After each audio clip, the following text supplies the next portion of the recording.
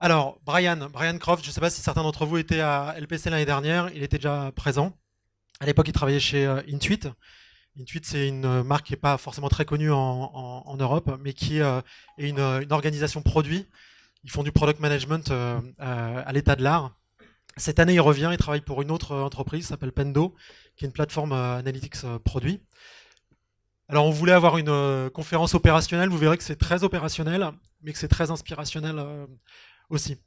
Brian, thank you for joining. On peut l'applaudir. Il a fait le voyage de New York. Thank you.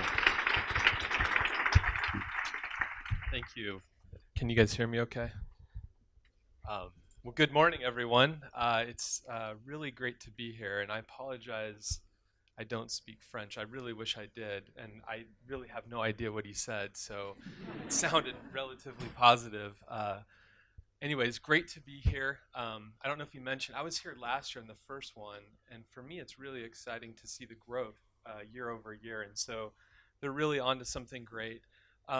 Just by show of hands, oops, how many people are here that are product managers?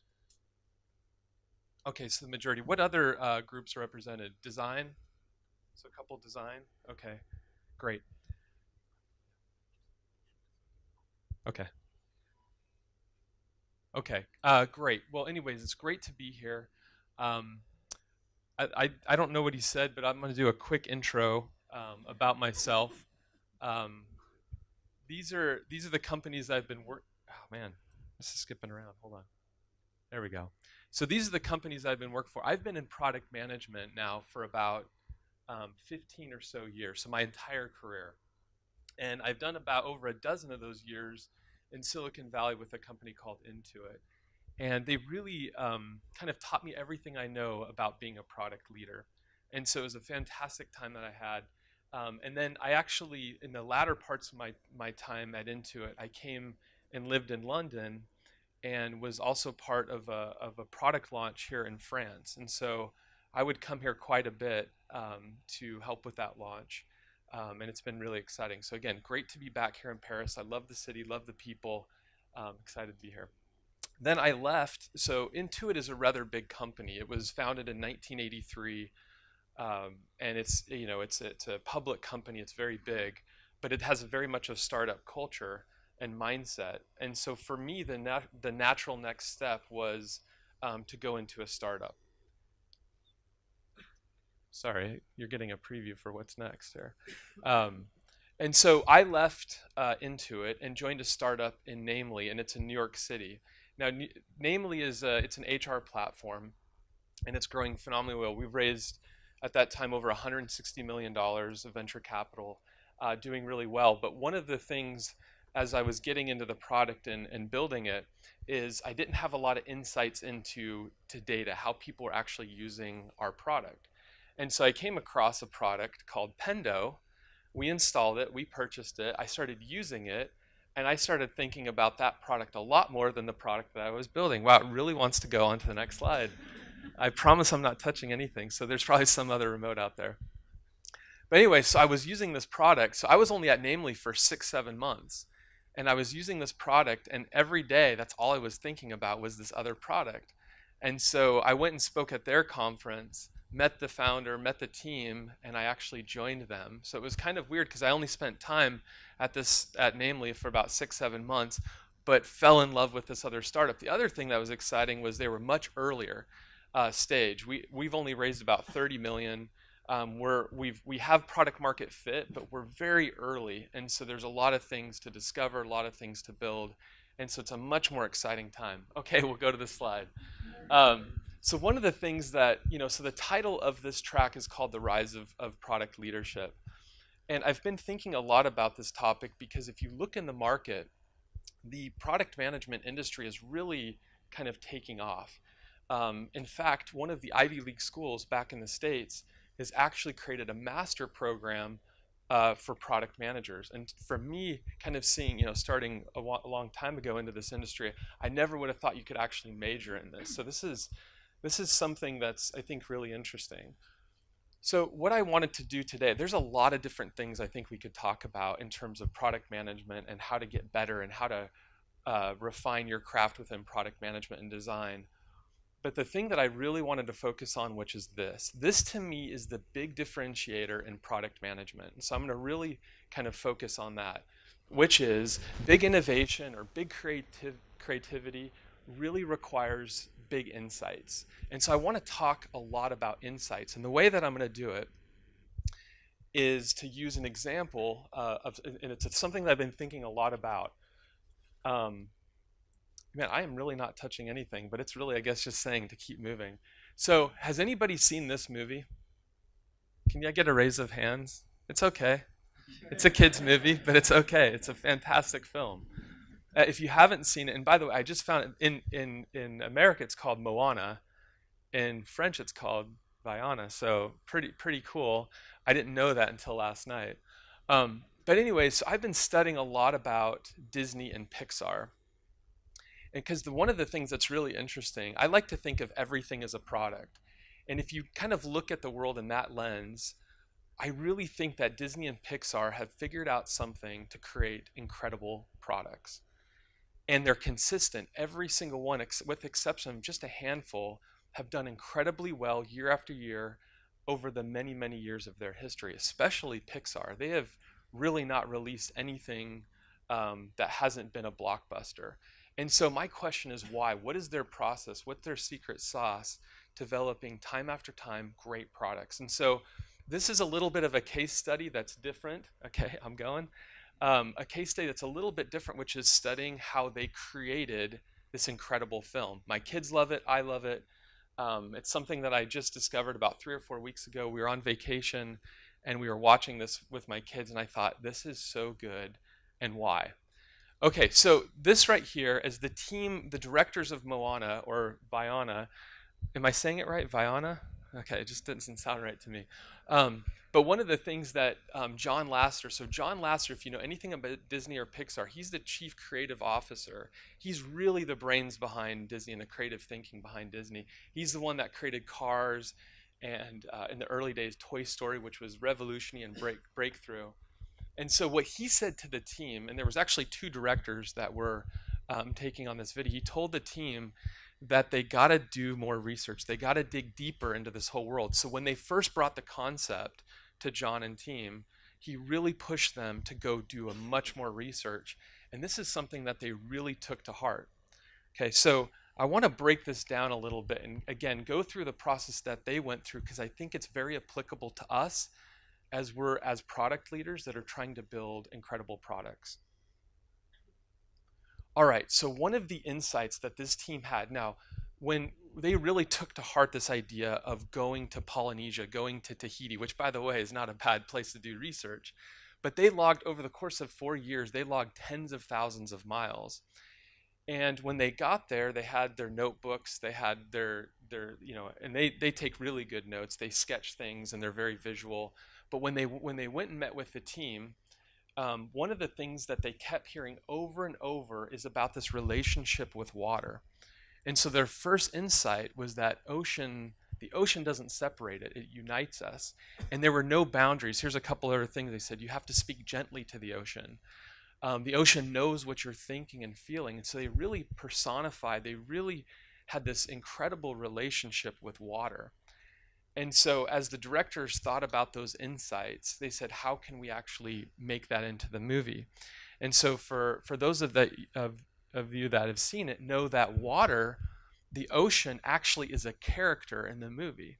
And so again, they took this powerful insight about the relationship with water with this people, and then they turned that kind of insight into the creative kind of storytelling that is Moana, that is Vaiana, and created water as a character.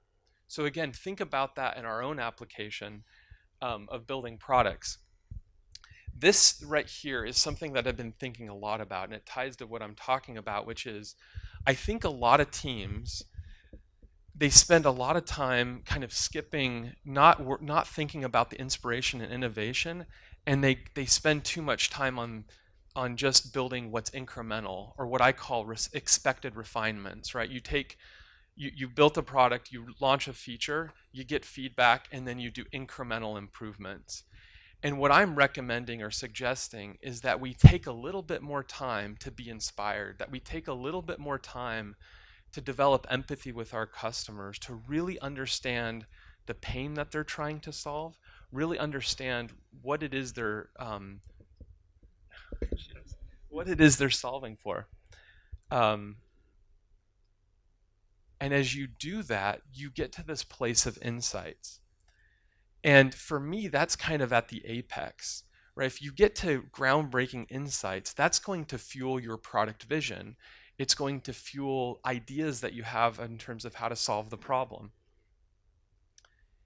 And then, of course, it goes in execution. So kind of following this is the two directors on the side here meeting with some of the people on the island. And again, distilling kind of their inspiration into insights, and then creating kind of this idea about water being a character. And again, as you watch the movie, it's hard. And yes, innovation requires big insights. The next one, and so I'll just keep going as to kind of add more light to what some of these insights are to make it really practical.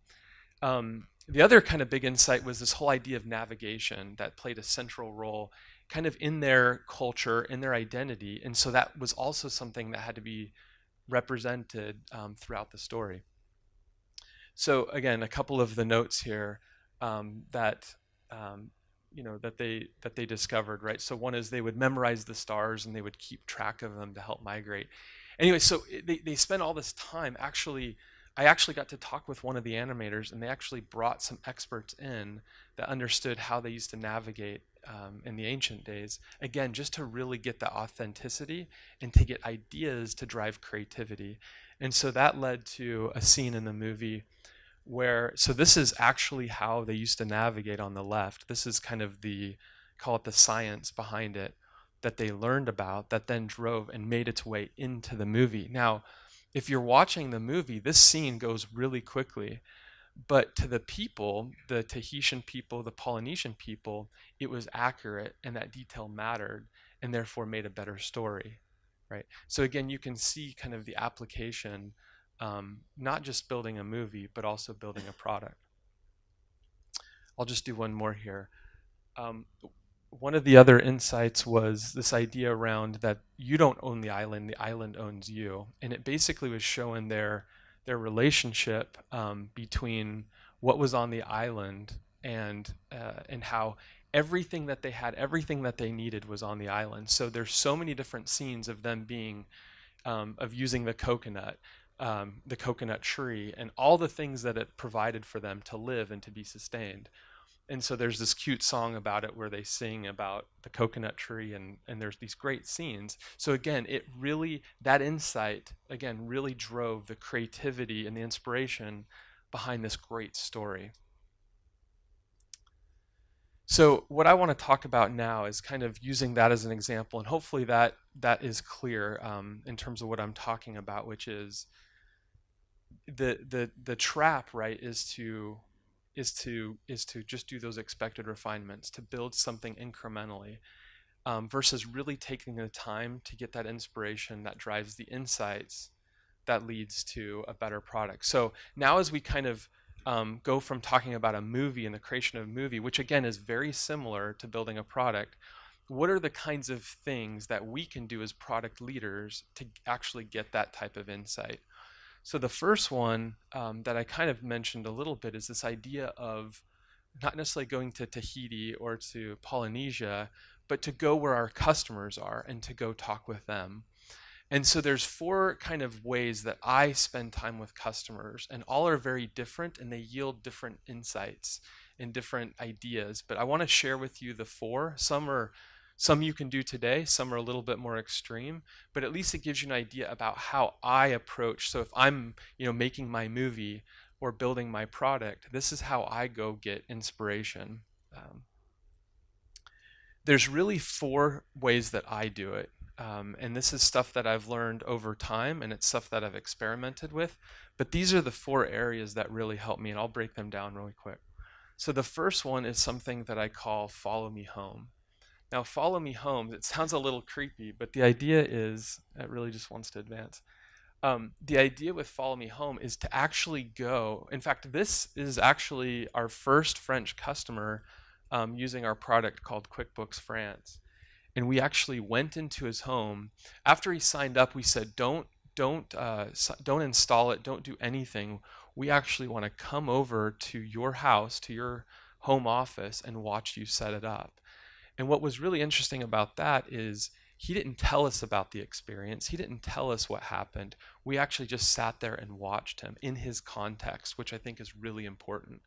So we watched him go through the first use experience, and we didn't say anything. We didn't help him out. We didn't guide him. We just sat there and observed, which can sometimes lead to observation bias. They know you're watching, but in this case, it felt very real. He was comfortable in his home, and we were watching him set up the product. And what we noticed is not just the things that he said, but sometimes you could tell he was frustrated, or he would click a couple of times and it wasn't working.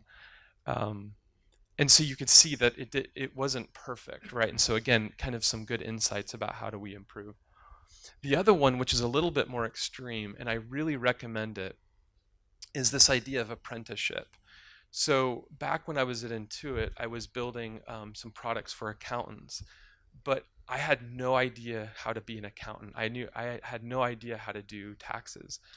And so I spent, and this is actually my picture spending time in a Southern California tax office where they do tax preparation. And I actually sat there for 1 week. It was kind of probably I don't know, it was a very, very long week, but I got to really feel and understand how they used our product and what their day-to-day was. And there was so much insights about kind of their frustration, or even things that I saw that we have never talked about back at the office in terms of problems. Like one of the things, if you look on paper, you could see that this team, this accountant's office, was all online. At least that's what we thought. But when you actually go there and you see their processes and you see their environment, they had a room full of file cabinets with paper, and they still, even though they had stuff online, half their stuff was still in paper. And so that was very insightful as well, to think before we met them, there's this online kind of tech savvy firm. The reality is that they're not. And to then be able to ask why and to kind of dig into that was very helpful. The other thing is what I call in-depth interviews. And I think this is probably the most common, which is when you you just simply go and interview a customer. Now we could talk all day about how to ask good questions and not leading questions, but the idea is, and I'm not going to go deep into that, but the idea is to actually take the time one-on-one to ask those questions and to ask the whys behind their answers and to really dig in.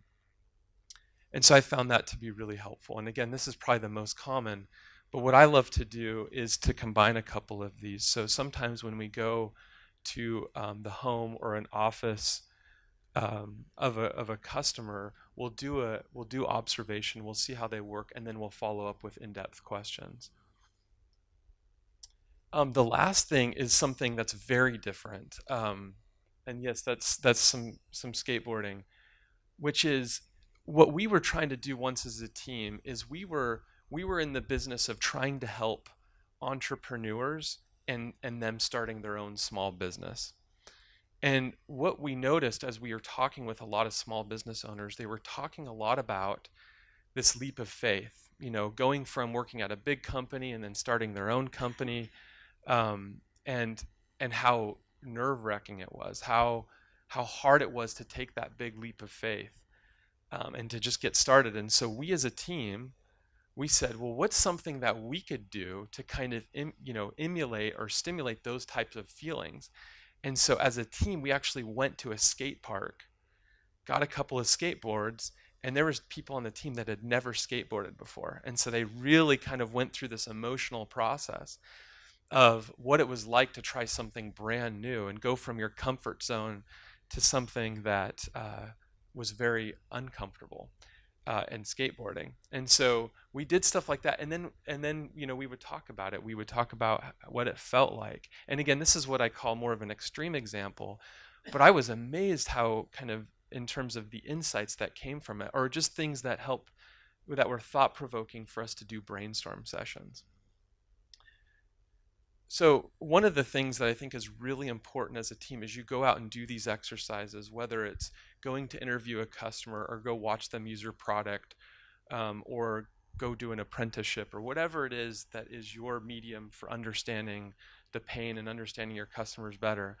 One of the most important things is to debrief as a team, to synthesize all the notes and all the things that you observed into insights, and actually taking the time to do that as a team.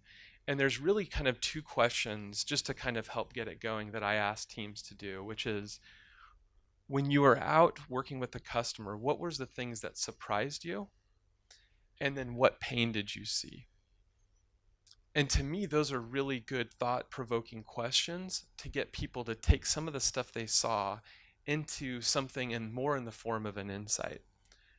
So again, super helpful.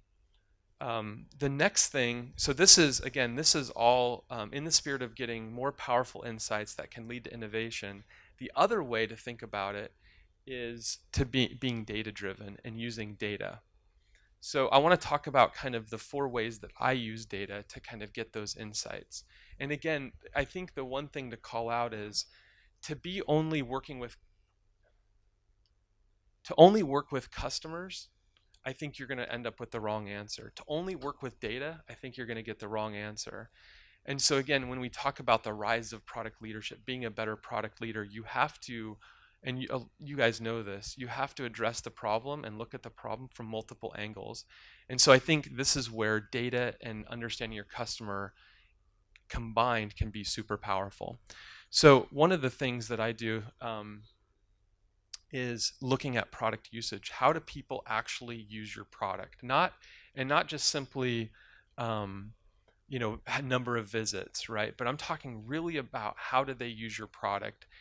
And this is kind of, I think, about deeper into the product. So not a conversion funnel, not the first use experience, but where do they spend time? Where do they spend time most in the app? What features are most popular? And that is that in line with your strategy? Is that in line with how you envision it?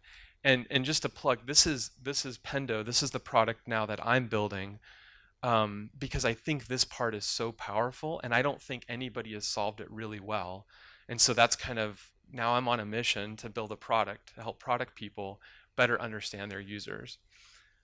The next thing is something I just mentioned as well, is a conversion funnel. So again, if you're more B2C or e-commerce, as you guys know, conversion funnels are everything, because that's the thing that allows you to identify the friction in your user experience, or allows you to really optimize and test quickly to understand how do you get increased conversion. So if you're kind of B2C, this is like where you live in terms of being a product guy. The next thing is doing A/B testing. So again, these are all very familiar. I'm sure a lot of you guys do it. What I'm just trying to say is you should do multiple, right? You should do it in a lot of different ways. And I think A/B testing, whether you're testing, again, more of the first use experience, or testing something deeper in the funnel, deeper in the product, A/B testing is an incredibly powerful way to identify the things that you need to optimize or you need to kill. So again, super powerful. And then the last thing are metrics like NPS. How big is NPS? Is that something that's super familiar out here in Europe? NPS, Net Promoter Score. So about 30%. So Net Promoter Score is simply the measure, it's measuring loyalty. So it's a 1-question survey that says, how likely are you to recommend this product or service to a friend or colleague? And that's a really good indication of, are you on track? That's ultimately the measure that you want, is people that are using your product actually would recommend it, because that means it's a good product and it's something, and that you're onto something. So we use that a lot at Pendo. One of the things that we're doing with NPS that's kind of above and beyond what the market is doing with NPS is we're now at the point where we can combine the usage data that I was talking about at first, and combine it with, who are your promoters? Who are the ones that love your product, and how do they use the product, versus detractors, and how do they use the product? And so then again, that comes to better insights. So I'll go to this slide now, and you guys saw it. So I'm just trying to come back to the main point again, which is what can we do as product leaders to really and design leaders to make sure that we're going through the right processes, that we have the right mechanisms, that we have the right tools to be able to get the insights that yield that innovation and creativity that we so desperately need. And so again, this is something, if there was one thing that I wanted to highlight, it's this, that what you guys have now seen multiple times, is this idea that big innovation or creativity really needs um, uh, big insights. The one last thing that I skipped over just really quick is something that they did in Moana is they created what they call the story trust. And actually, this is a best practice within Disney, and in Pixar, it's called the brain trust.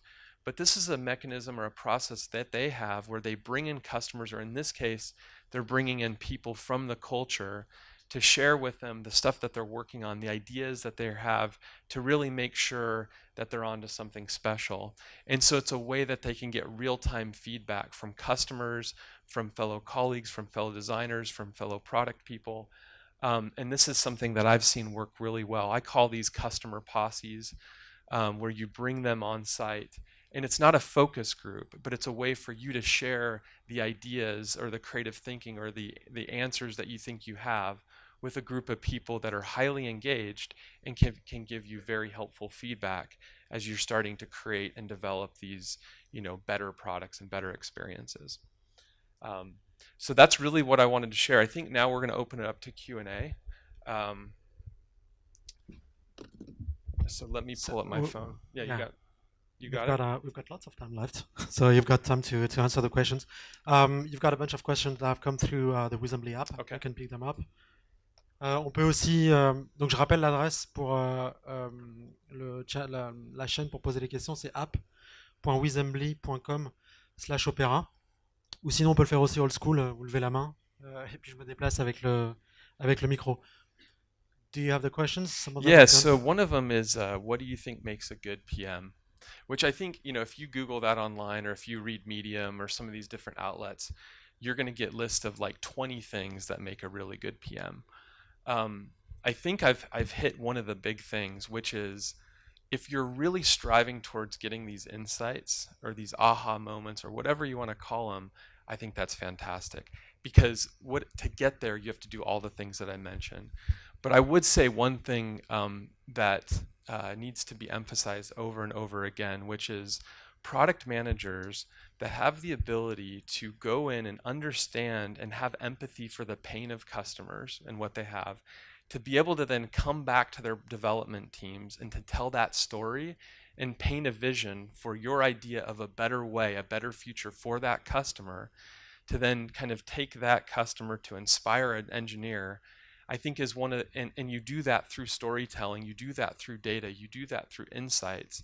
That's when a PM becomes very powerful, because not only then are you inspiring your engineers and your designers, but you're also inspiring and informing your stakeholders.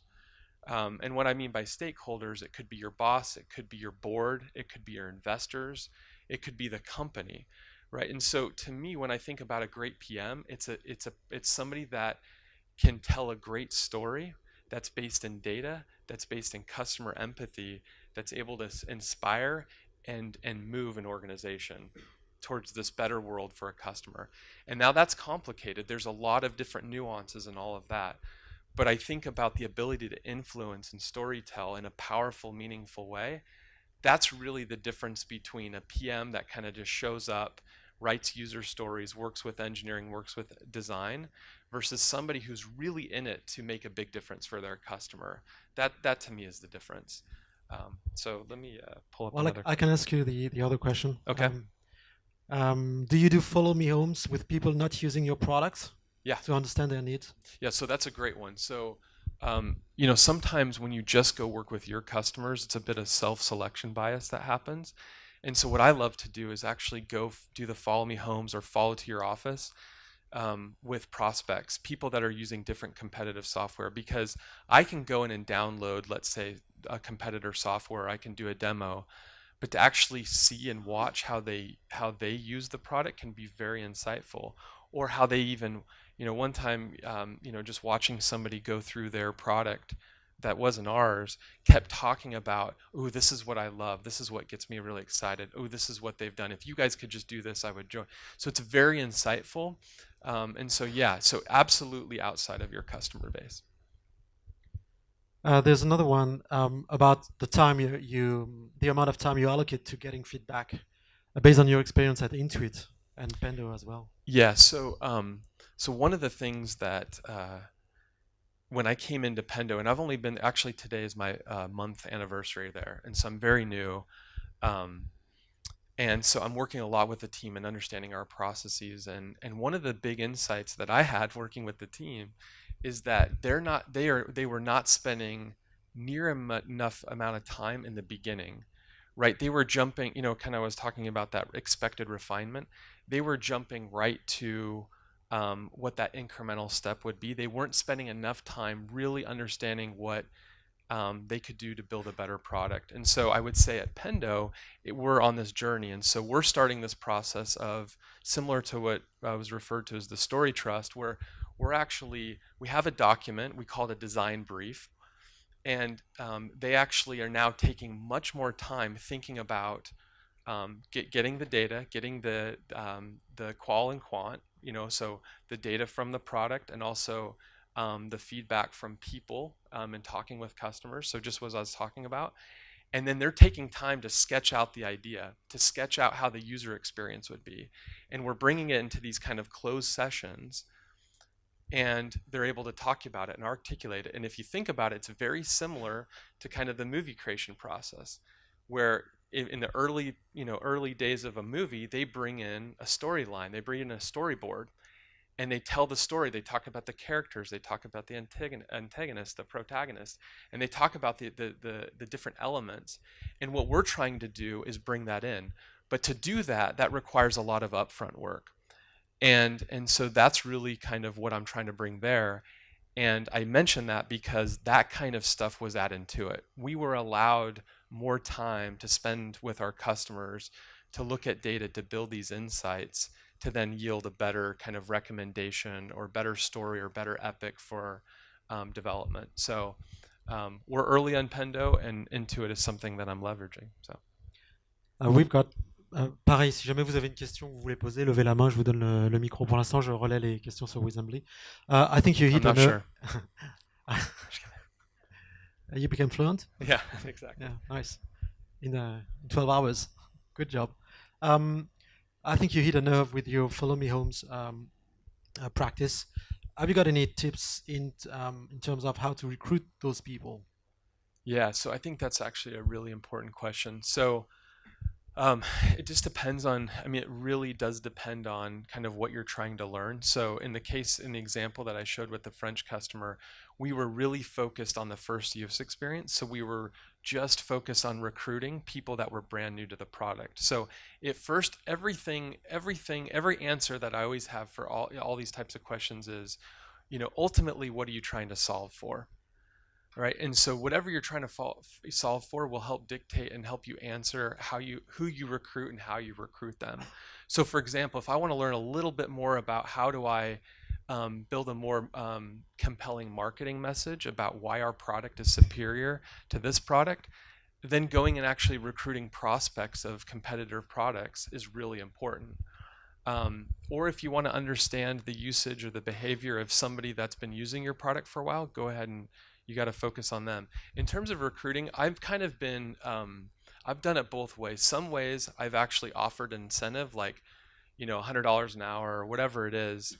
And then others, they get the reward, or they feel the benefit of just being able to participate and give that feedback because they're so bought into the product. So I have definitely resorted to using or paying people, but I also look for people that don't want to get paid.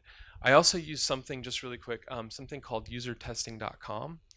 And I don't know if that's made it out here to France. I think what users do is something that is a tool that you can use out here.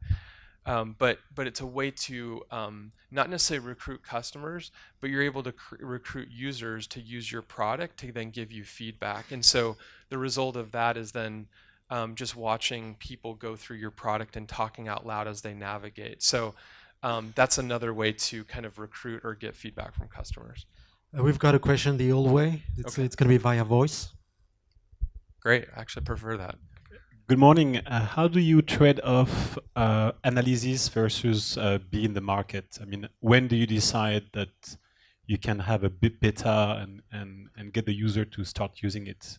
What Yeah, is the so trade-off you do yeah, there? so it's a great question. So I think that the process that's worked for me, right, is that I spend enough time looking at data and working with customers to that point which I feel like the only way I'm going to learn more is if I build something, get it out in the market. And so the idea is the best learning, right? So to me, the way I think about it is an insight that leads to an idea that you develop and build is still a hypothesis, right? It's still a theory. And you can only validate that when you actually see people using it and getting it in the market. So my question is, or my answer is, get enough so that you feel like you've got something out there that you can get reliable results back and learning back, but don't spend too much time, right? So there is a balance, right? Spending enough time to get that insight, but not spending so much that you're trying to perfect something without getting it in the market. Because getting something in the market and actually seeing how people are using your product is the best data source there is. Does that answer the question? I want to make sure I'm getting it. Okay, great. There's a question that generated lots of reactions, and based on your experience at Intuit, Yeah. that is real product organization at a massive scale, you might have good feedback for us. Any specific recommendations on getting insights on a B2B product? That is the question. Getting insights into your product? Well, have you got any specific recommendations on how to get insights for a B2B product? Got it. So here's the thing. I fundamentally believe in the consumerization of the enterprise, right? Meaning the practices that I've been talking about for B2C are completely applicable for B2B. Okay, so my answer would be everything that we've just been talking about applies to B2B. Everything that I learned at Intuit that was much more B2C, so consumer and small business, is being used in B2B. And why is that? And by the way, I have to say, being in B2B, it's one of the most exciting times. It's the best, I think it's the best place to be, even having been in B2C. Now, we can debate that, but here's the reason why, is that B2B apps or the enterprise apps are lagging in terms of great user experience, great design, and just brilliant product. And so for me as a product manager and as a designer, I think there's so much low-hanging fruit to take the best practices of building a great consumer app and applying it to a B2B app. And if you think about that, kind of the why behind that is because we're all, if you look at the 20-year-old or, as they're experiencing software growing up, there is a high bar for design and user experience. And so when they get into the business world, the demand for B2B tools is just as high as it is for consumer. Now, we're not there yet in a lot of products, but it's a great time to be in B2B because there's so much low-hanging fruit and so much opportunity to create better user experience. But I really would say the stuff that you're doing for B2C, the stuff I recommended, is completely applicable for B2B. And I really wouldn't change that much more. I mean, there might be some nuances that I'm just not thinking about right now, but I would say it's been completely applicable. And we've got very specific questions, but maybe a bunch of last ones about organization. There's one question about innovation. Do you think that a different product team should be responsible for innovation? Yeah, so I have a strong point of view on this, which is I refer to something called the triad, which is design, product, and engineering. And so at every level, so for example, my head of design, myself as the chief product officer, and then this chief technology officer, we try to make decisions at our level together, right, in a very collaborative way. What I've found, and if you go down to the team level, what is the engineering lead, the product manager that's leading that product, and the lead designer, that if decisions are happening in the triad between those three, what I have seen is that the best decision or the best outcomes happen. So instead of just a product manager getting all the inspiration and insights and then coming up with the idea and then leading it, that is less effective than when an engineer and a designer are there with you when you're getting the insights, when you're there talking with the customer. Now, again, you have to balance. You can't spend all your time doing that if you're never going to code anything. But what I'm saying is that the best decisions take place within that triad between a product manager, a designer, and an engineering lead. And so any way you can replicate that, any way that you can make sure that if it's just you and the engineer, make sure design has a seat at the table. If it's just you and the designer, make sure you're bringing the engineer in. And that's actually something that's new for me at my new company, is that engineering is less involved in the upfront where we're actually gathering the data and the insights. And what we're trying to do is bring them in so they actually have more passion and they can actually bring incredible ideas in terms of how we solve problems. So again, triad, product manager, designer, and engineering lead, you got to make decisions with those three involved. Well, you're going to get this question Uh-huh. because we'd like to have your point of view coming from Yes. the US. This is the one that keeps coming and coming. Yep. What difference you make between a product owner and a product manager? I don't know. And please do not elaborate too much on this one. Yeah. So I don't go by product owner. It's always been product manager for me. To me, product owner is a role within the Agile. But if you're not doing Agile, or then to me it's like a niche within inside product management. To me, I actually wrote an article about this leader. I don't even like the term product manager. I like the term product leader, because manager just means that you manage people or you manage a process. Leader means that you're driving with insights and inspiration that not only kind of influence your immediate team, but the entire company and the entire org. So product owner, product manager, I don't know. It's about leadership. Nice. Thank you, product leader. Yeah. I'll take this one. There's a specific question. I think we still have like 10 minutes left. You release a major update that seems to be something obvious. You A/B test it, and it seems to be a little less efficient. What do you do? Keep testing. I mean, so the reality is, if you're in the business right now of A/B testing, congrats, right? You're in the right place. And there is so many teams and so many companies that actually are not A/B testing or are experimenting anyway in any area. So at the end of the day, if you're A/B testing, number one, you're in a good position. The challenge is, a lot of times when we run experiments, they're not super clear, right? You're not super clear on what the outcome, if you should go with A or B. So then you just keep testing. You just keep testing. You just keep trying new things. I always felt like 9 out of 10 of my experiments either failed or it wasn't super clear. But that one made the 10 experiments worth it. So what I would just do is keep reflecting on, do you have an organization and do you even have the infrastructure that enables you to run rapid experimentation, whether it's A/B testing, whether it's launching a new feature with a very specific goal and hypothesis in mind, and then measuring if it actually achieved that, and if it didn't, ask why, figure it out, and do it again. So again, my biggest thing is there are going to be times when the results are wishy-washy. If you're already that's great. Do more of it. Keep doing. Understand that 9 out of 10 are going to fail or are going to be wishy-washy, and keep going. Okay. I think we're good. Okay. I thought we were going to end at 45, but we're supposed to end now. Oh, okay. So we don't So have thank you 15 for your minutes. time. Yes. We can give him a round of applause. Thank you, everybody. I appreciate it.